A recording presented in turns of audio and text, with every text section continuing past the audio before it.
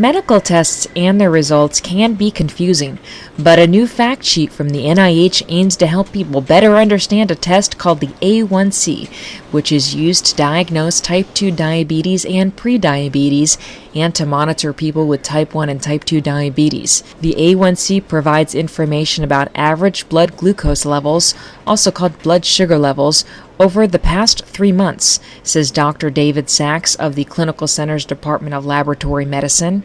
The A1C test is based on the attachment of glucose to hemoglobin, the protein in red blood cells that carries oxygen.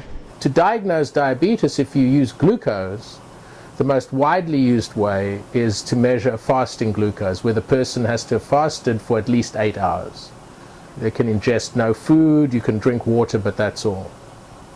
But if somebody comes to the doctor and they haven't fasted, then you can't diagnose diabetes because you don't have a sample. So if the doctor suspects the patient has diabetes or wants to screen for diabetes, which is now recommended, they have to tell the person to come back the next day fasting, which is a great inconvenience for a lot of people.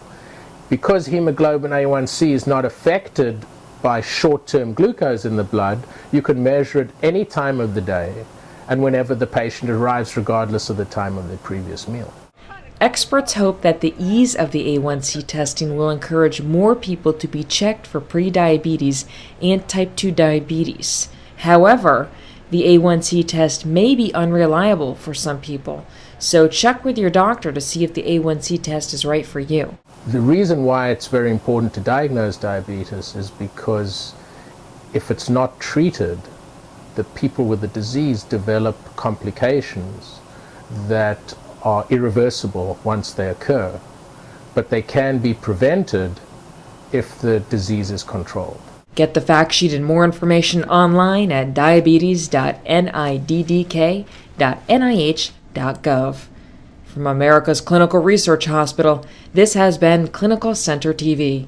In Bethesda, Maryland, I'm Ellen Crown at the National Institutes of Health, an agency of the United States Department of Health and Human Services.